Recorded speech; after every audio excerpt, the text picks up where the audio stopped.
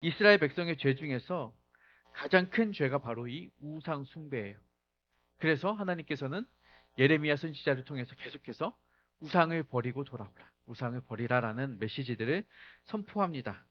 예레미야 2장 28절을 보니까 이렇게 기록이 되어 있어요. 너를 위하여 너가 만든 너의 신들이 어디 있느냐?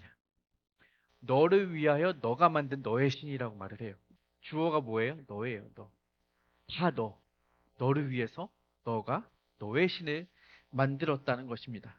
그러니까 신을 만들어요. 여러분, 신은 만들어지는 것입니까? 생각해보니까 만들어지기도 해요.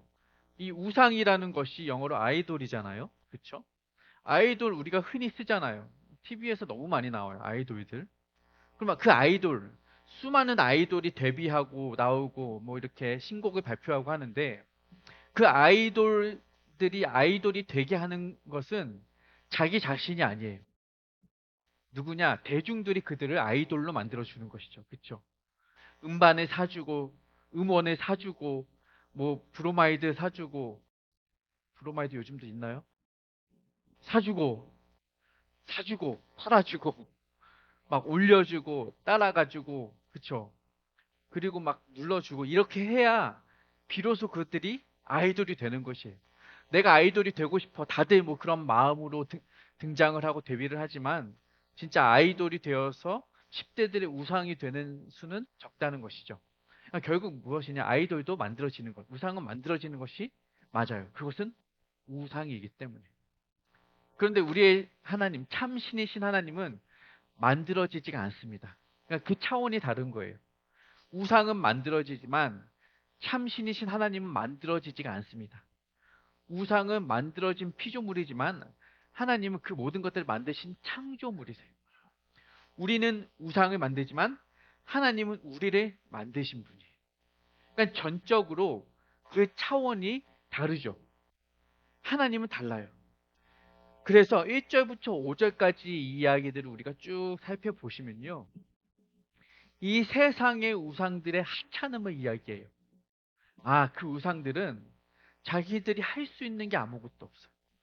자신들의 힘으로 할 수 있는 게 없고 심지어는 그냥 저 산에 있는 나무들을 베어다가 조각쟁이들이 깎아서 만들고 그것들의 금과 은으로 장신구를 치장한 그 만들어진 무언가에 불과해라고 예레미야가 말을 하는 것입니다. 그리고 심지어는 그렇다고 해서 우리가 그것들의 화를 뭐 다른 사람들의 저주를 해주고 뭐 우리에게 복을 주십시오. 아무리 마냥 빈다고 비나이다 비나이나 한들 그것들이 그러한 능력이 있느냐?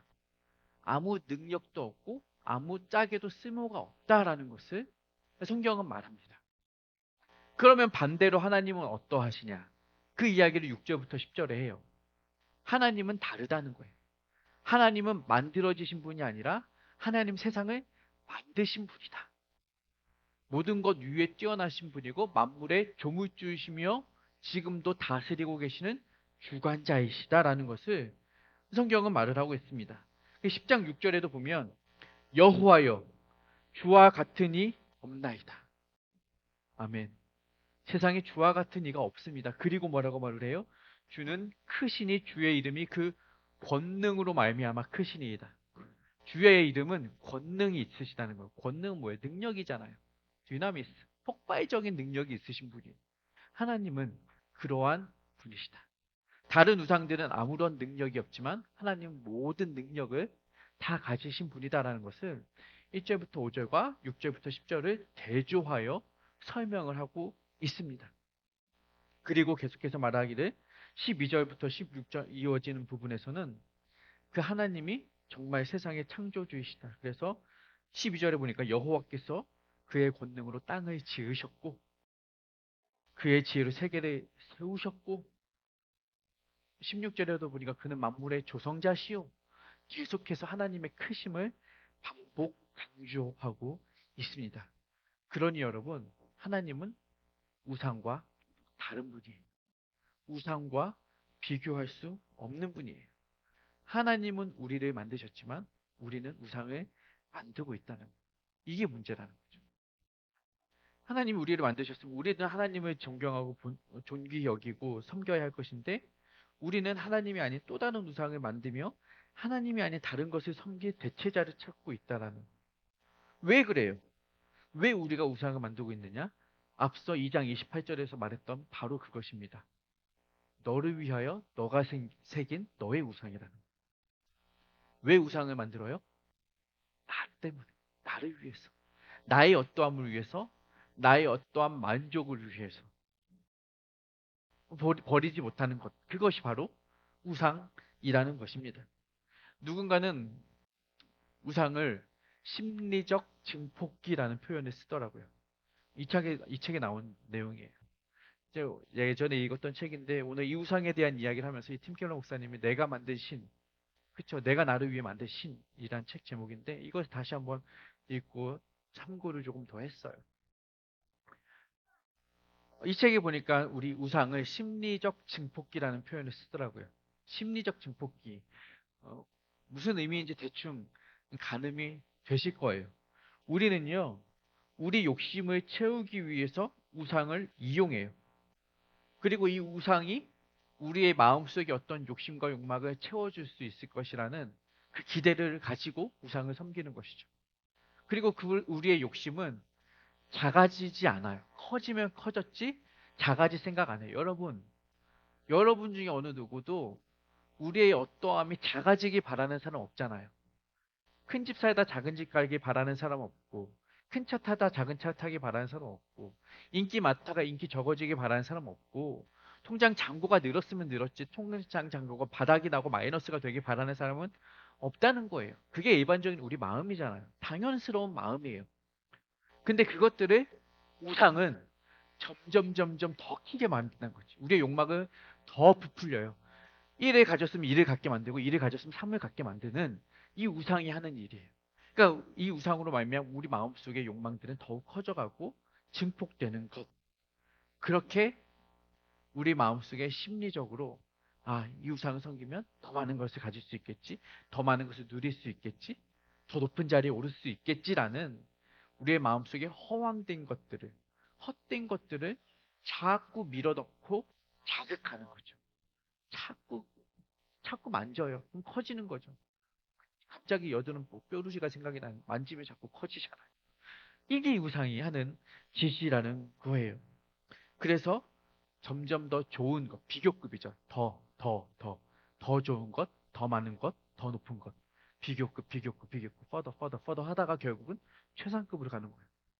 나는 이제 더 좋은 것이 아니라 최상의 것을 가져야겠다.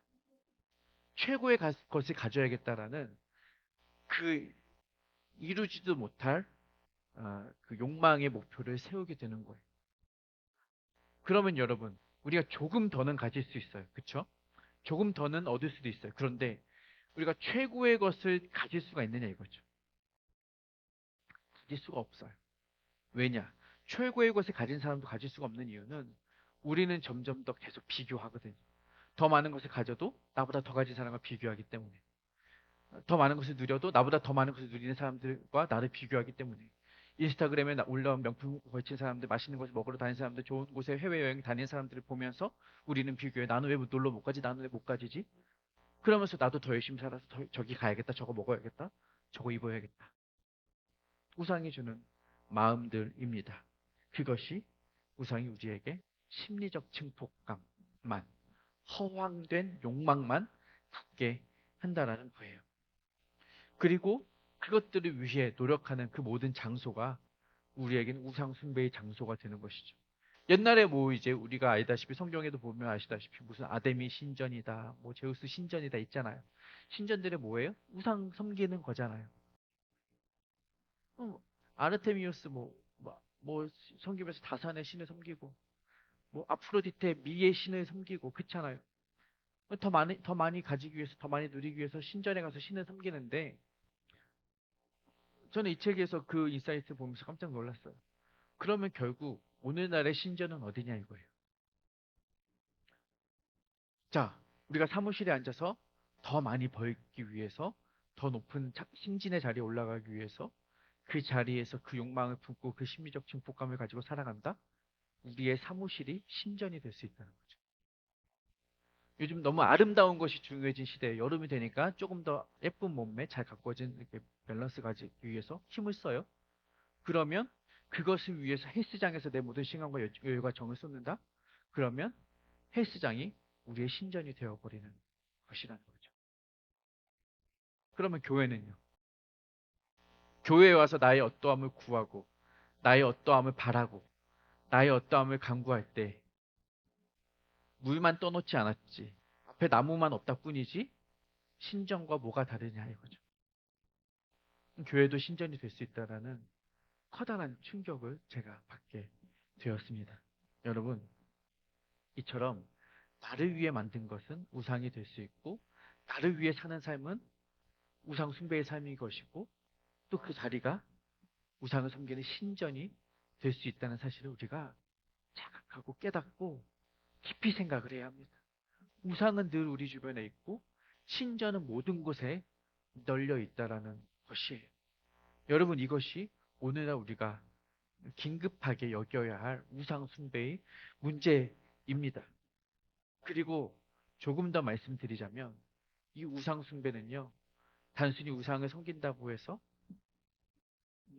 그 우상이 어떠한 것을 바란다고 해서가 아니라 더 큰 문제는 이 우상을 하나님보다 더 높은 자리에 놓는다는 거죠. 이게 가장 큰 문제이죠.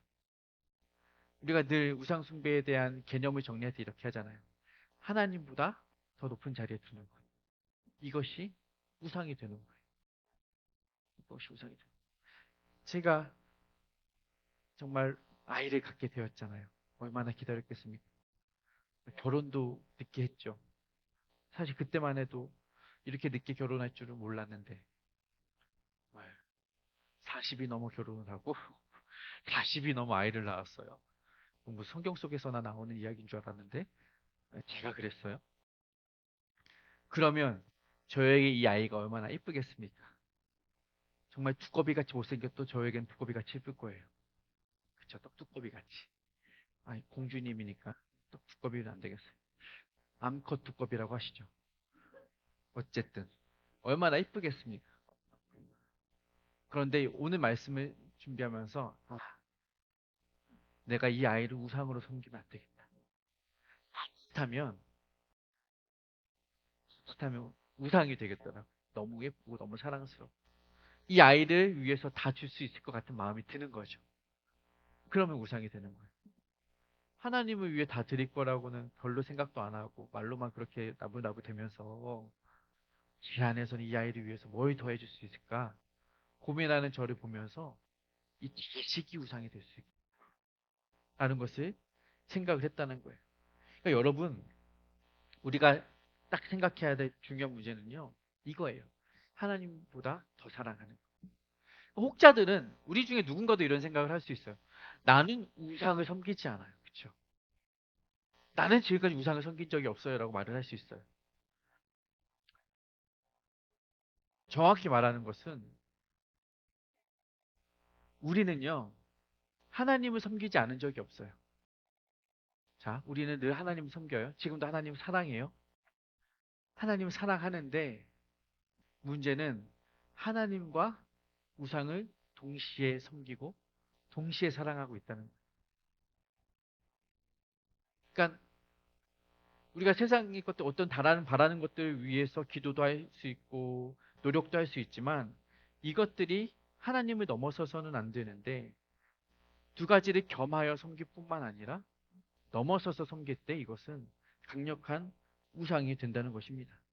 하나님의 위치가 이만큼이고 전능하시다라고 아까 권능이시다라고 말을 했지만 그 무능한 우상들의 위치에까지 하나님을 내리고 다른 것들을 그 위치와 스위치해 버릴 때 역전시켜 버릴 때 이것은 강력한 우상이 되어 버린다는 것이에요. 그러니 우리가 사랑하는 것들을 절제할 수 있어야 합니다. 우리가 다른 것들 사랑하기를 절제하고 하나님을 더 사랑하기 위해서 노력을 해야 한다.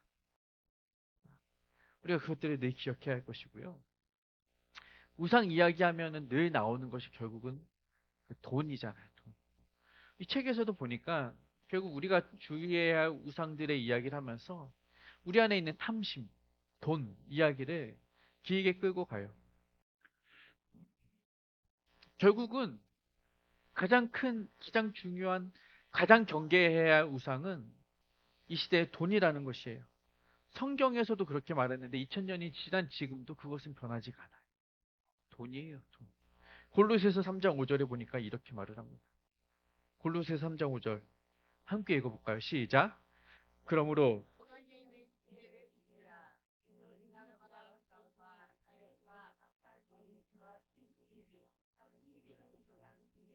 우상 숭배라는 거예요. 우상 숭배. 그만큼 우리는 돈에 대한 욕심으로 우리의 가슴이 막 날마다 이글거리며 타오르고 있어요. 어떻게 해야 돈을 벌까? 돈을 모을까? 문제는요. 여러분 근데 문제는요. 우리가 이렇게 막 열심히 노동을 하고 일을 하고 뭐 투자를 해서 돈을 벌려고 하잖아요. 알바도 열심히 하고 그쵸? 얼마나 열심히 아침 잠 못 자고 그쵸? 금요일 저녁에 친구도 못 만나고 그쵸? 일을 해요.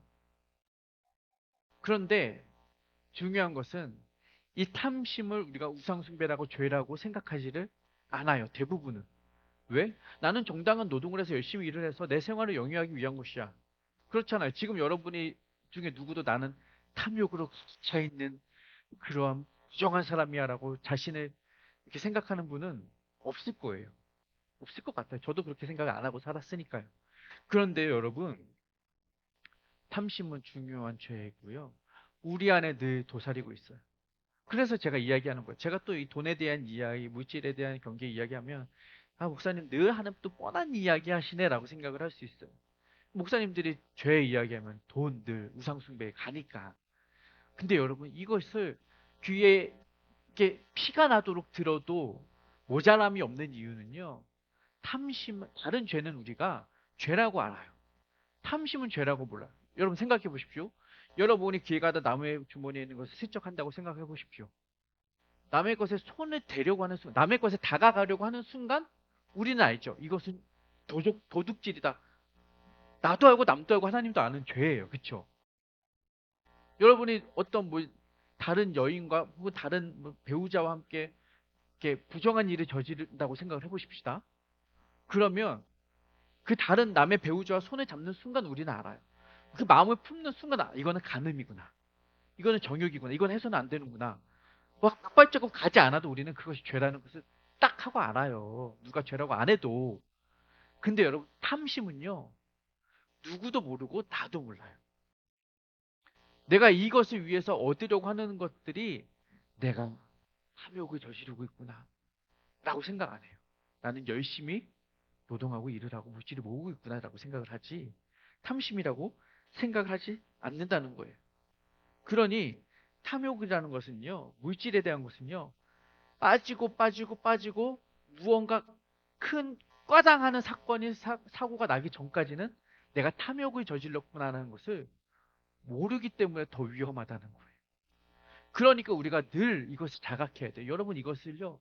지금도 생각을 해보세요. 목사님 왜 그런 말을 하지? 왜 저걸 이렇게 강조하지? 생각을 해보시라고. 우리 누구도, 여러분 중에 누구도 지금 나는 탐욕에 빠져 있구나. 라고 생각하는 분이 없다는 거예요. 그런데 예수님을 보십시오. 예수님은 뭐라고 말씀하셨냐면요. 누가복음 12장 15절에 이렇게 말씀하세요. 삼가 모든 탐심을 물리치라. 그리고 뭐라고요? 사람의 생명이 그 소유에 넉넉한 데 있지 아니하니라 하시고. 탐심을 물리치라고 말씀하셔요. 그리고 뭐라고요? 사람의 생명이 그 소유에 있지 않다. 그러니까 우리는 늘 뭐라고 생각한다는 거예요? 우리의 생명이 어디에 달려 있다고 생각해요? 소유에 있다고. 소유가 넉넉해야 우리가 생명이 있다, 살 수 있다라고 생각을 하고 산다는 거예요. 그런데 예수님은 그게 아니다라고 말씀하시는 거예요. 그만큼 우리는 늘 목숨 걸고 소유를 늘리기 위해 노력하고 있다는 사실이에요. 이 이야기를 누가복음 12장에서 이야기를 하시고 누가복음 19장에 누구 이야기를 하시냐면요. 삭개오 이야기. 여러분 삭개오 아시잖아요. 삭개오의 직업은 세리장. 삭개오가 올라간 나무는 뽕나무. 어렸을 때 퀴즈 많이 했죠. 여러분 이게 삭개오예요. 삭개오가 세리장이요 부자였더라라고 성경은 기록해요. 부자예요. 그가 세리장이 된 이유가 무엇일까요? 그가 부자가 될 수 있었던 이유는 무엇일까요? 간단하죠. 동족들의 동료들의 등을 쳐서 피를 빨아 먹었으니 그는 세리장 일을 하면서 부자가 될 수 있었던 거예요. 일제시대 친일파하면서 살았던 사람들은 지금도 떵떵거리고 부자로 살는데 독립유공자들 가정들은 왜 이렇게 어렵냐 이런 다큐도 나오잖아요. 그러니까 그때 권력의 힘을 얻고 기생하면서 자신들의 배를 불렸던 사람이 바로 사케오예요. 그럼 사케오나 친일파나 왜 그 자리에 섰어요? 왜 세리장이 되었어요? 그게 돈 때문이죠. 그냥 돈 벌려고. 나의 어떠한 신을 채우려고 그것을 했다는 거예요. 그런데 왜 그럼 돈을 벌려고 애를 썼냐 이거죠. 저와 여러분은 왜 돈을 벌려고 애를 쓰냐 이거입니다. 여기 이 이야기를 하려면 이 메타 개념을 좀 이해할 필요가 있는데 메타 코그니션, 메타 인지라는 이야기도 하고요. 초인지라고 표현을 하죠. 메타 이모션도 있어요. 초감정, 메타버스 있어요. 초현실, 초세계, 초우주 뭐 이런 표현이죠. 넘어서다. 메타라는 표현들을 이해할 필요가 있는데 초인지는 뭐냐? 우리가 아는 것을 아는 것. 그러니까 안다는 것을 알고 그 아는 것을 가지고 통제하고 절제하고 조절하는 것을 초인지라고 해요. 그럼 초감정은 뭐냐? 감정 너머에 있는 감정이에요. 내가 왜 이런 감정을 갖지? 그 배경에 있는 감정을 말하는 거예요. 자, 엘리베이터를 내리는데 누가 발을 밟았어. 아이씨, 쌍욕이 나올라 그래. 살짝 밟은 거 가지고 그렇게 쌍욕이 나올 것 같지 않은데 왜 그런가? 아, 아침에 나올 때 아내랑 싸우고 나왔어. 이게 마음속에 있는 감정이 불편한 게 있는데 누가 툭 건드니까 그 감정이 터져 나오는 거죠. 이런 게 초감정이에요.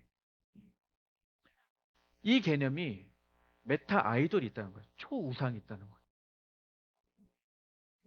이건 제가 만든 개념인데 생각해보니 그래요. 여러분, 돈이라는 것은요. 어떻게 보면 드러나 있는 우상이에요. 표면적인 우상이죠. 그런데 그 돈 자체, 우리가 종이 쪼가리 하나 모으기 위해서 이것을 하는 것은 아니잖아요. 뭐 때문에? 돈이 주는 그 어떠한 다른 것 때문에 우리가 이것을 한다는 거예요. 돈 자체가 우상이 아니라, 뭐 우상이 될 수도 있지만, 돈을 가지고 할 수 있는 그 다른 것, 무언가 누리기 위한 것, 그것을 하기 위해서 우리는 돈을 모으고 돈에 목을 매고 있다는 거예요. 그러니까 이 뒤에 있는 그 초우상을 메타 아이돌을 우리가 볼 필요가 있어요. 그래서 우리가 다 달라요. 우리가 다 달라요. 어떤 사람들은 이 돈을 모아서 지방흡입도 하고 성형수술도 하고 헬스장도 가고 뭐 해서 예뻐져야지. 이 사람의 초우상은 뭐예요? 아름다움이에요. 미예요. 건강이에요. 돈은 그것을 위한 수단이 되는 것이죠.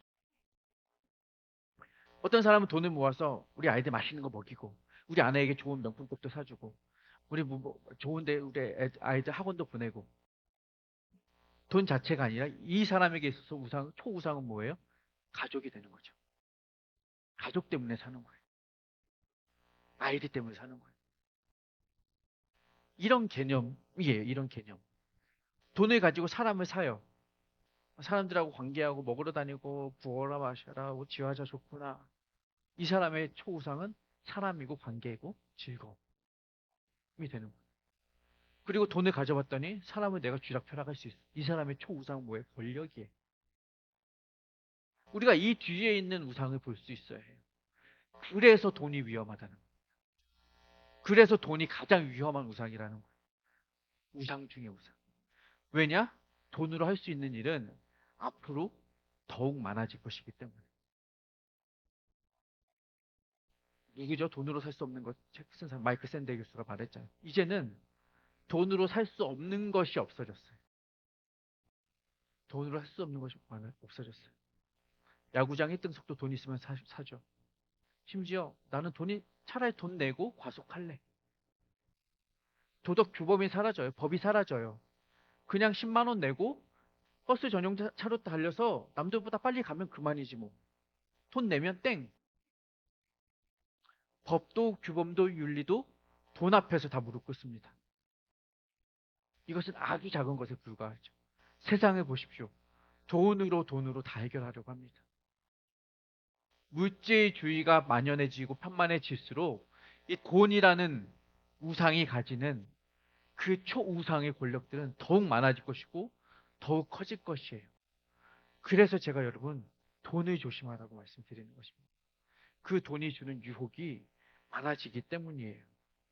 여러분, 그러나 여러분, 우리가 기억해야 할 것은 그 무엇을 가진다고 해도 그 무엇을 누린다고 해도 우리가 결국에는 공허해지고 결국에는 부족해지고 결국에는 하나님 앞에 나오게 되는 것은 그것으로 다 얻을 수 없는 것이 있기 때문에 그렇습니다. 그렇게 이처럼 돈 자체로 무엇인가 하려고 하지만 디모데전서 보잖아요. 돈의 사랑함이 일만하게 뿌리라고 하죠. 모든 일만 악, 초우상들의 뿌리가 이 돈이에요.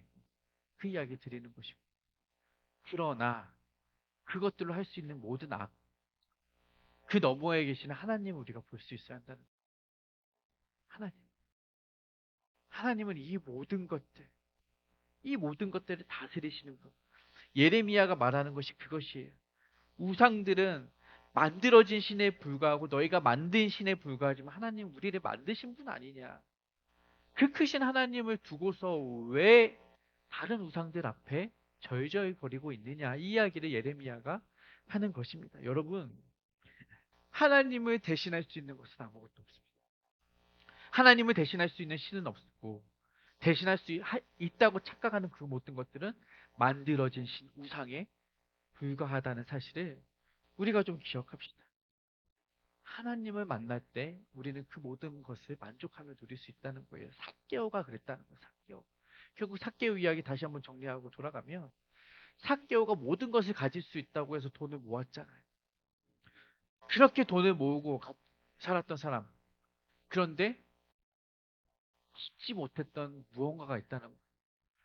예수님이 오신다는 소식을 들었을 때 나무 위에 올라가잖아요. 왜 올라갔겠냐고요. 간절함이 있는 거예요. 키가 작아서 그랬을까요? 아니요. 사람들이 막아서 그런 거예요. 그는요, 사람들 앞에 나설 수도 없어요.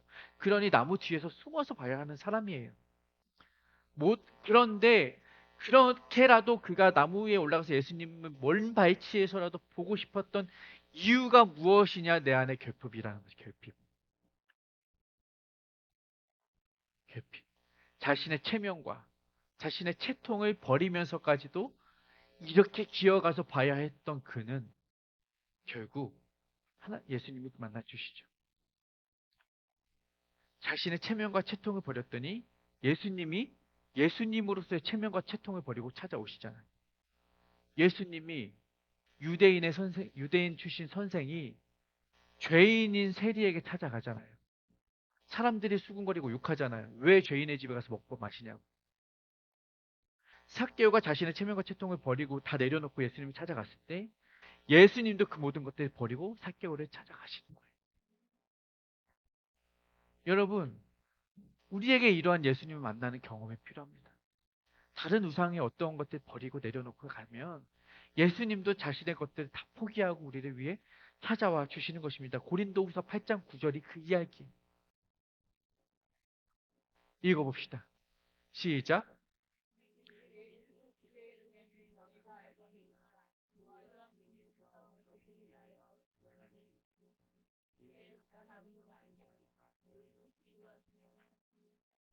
여러분, 삭개오는요, 재정적으로는 부유했을지 모르지만 영적으로는 가난했죠. 어쩌면 파산이었어요. 그런데 예수님이 그를 찾아와 주심으로 그를 부유하게 하셨습니다. 대신 그가 가난해지셨죠. 예수님이 죽으심으로 우리를 살리신 것과 같은 그 역전의 신비예요. 여러분, 예수님이 오시고 예수님을 만나고 예수님을 경험하면 우리 안에 진정한 부요와 풍요가 임하는 줄을 믿으시기 바랍니다. 삭개오에게 임하였던 그 영적인 부요함과 영적인 회복과 그 삶의 만족과 기쁨, 설령 내가 가진 것이 없어도 가진 것을 다 내려놓고 다 가진 것을 다 포기할지라도 그것 하나님이 가져가실지라도 예수님 한 분만으로 만족할 수 있는 삶이 우리에게 임한다는 사실을 기억하시기 바랍니다. 그때 그 순간 우리는 고백하게 될 거예요. 아, 돈이, 탐심이 우상이었구나. 여러분, 이것이 바로 예수님이 우리에게 요구하시는 것입니다.